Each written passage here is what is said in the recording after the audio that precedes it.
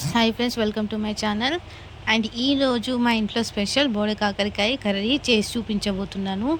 And ముందుగా అయితే శుభ్రంగా కడగండి. కాకరకాయని కడిగేసి అలా ముక్కలుగా కట్ చేసి ఒక కడాయి తీసుకొని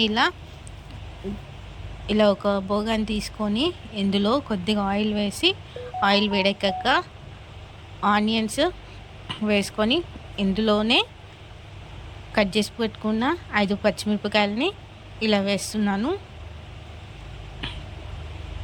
ఇవి కొంచెం అటు ఇటు లైట్ బ్రౌన్ వచ్చే వరకు కొద్దిగా వేయించండి. తర్వాత బోడ కాకరకాయనంతా కట్ చేసుకున్నానని చెప్పాను కదా, ఇదంతా ఇందులో వేసేస్తున్నాను.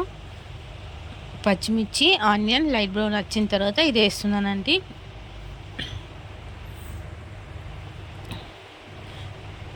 ఇది బోడ కాకరకాయ తొందరగా కుక్ అవుతుంది.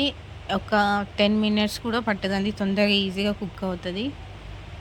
సో అంతా నేను ఎక్కువ తీసుకున్నాను కాబట్టి ఈ కర్రీ ఎవరికి నచ్చకుండా ఉంటుంది చెప్పండి. సో మా ఇంట్లో అందరికీ ఇది ఫేవరెటే. సో అందుకే కొంచెం ఎక్కువ క్వాంటిటీ తీసుకున్నాను. 1/2 kg పైనే ఉంది. తీసుకొని ఇలా అంతా కలుపుకున్నాం కదా, ఇప్పుడు మూత పెట్టేసుకొని ఒక 5 మినిట్స్ పాటు కుక్ చేసుకుందాం. ఆల్మోస్ట్ 50% ఉడికిపోయింది. సో ఇప్పుడు అడుగు పట్టకుండా ఫస్ట్ అయితే ఇలా కలయండి. కలిపారు కదా, ఇప్పుడు దీంట్లోనే చిటికెడంతా పసుపుని వేయండి. సో ఈ కాకరకాయ అనేది అస్సలు చేదు ఉండదండి, టేస్టీగా ఉంటుంది. గింజలు లేతగా ఉంటే కనుక వేసుకోవచ్చు, లేదంటే గింజల్ని స్కిప్ చేయొచ్చు ముదిరితే. ఇందులోనే టమాటోలు అన్నీ నేను వేయలేదండి, 2 మాత్రమే వేసాను. సేపు టమాటా ముక్కలు అంటే ఇలా కలియండి, మొత్తం కలుపుకోండి. ఇలా మనకి తొందరగా ఉడుకోవాలంటే మూత పెట్టేస్తేనే తొందరగా కుక్ అవుతుంది కాబట్టి, సో మూత పెట్టేసి మరో 5 నిమిషాల పాటు వదిలేయండి. ఇప్పుడు మూత తీసి చూసాక కంప్లీట్గా కుక్ అయింది. దీంట్లోనే 2 స్పూన్ల కారంని వేసాను. మా ఇంట్లో కారం ఎక్కువగానే లైక్ చేస్తారు కాబట్టి సో నేను 2 టీ స్పూన్ కారం వేసాను. పట్టించిన కారం అంటే చాలా ఎక్కువ ఉంటుందండి, లేదు కొన్న కారం అయితే 3 స్పూన్స్ దాకా వేయండి. ఇలా అంతా కలిపేసుకోండి, కారం అంతా పట్టేలాగా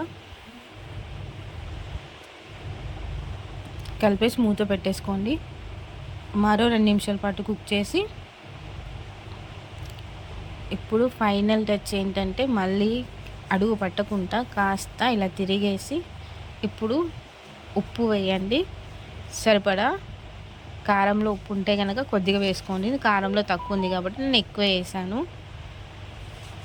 సో ఇలా అంతా కలిపేయండి.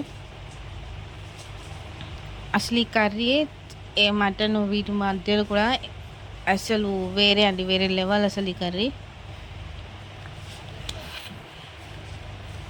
సో ఉప్పు పెట్టాం కదా, ఒక 1 మినిట్ పాటు కుక్ చేసుకొని స్టవ్ ఆఫ్ చేసుకొని దించేస్తే సరిపోతుంది.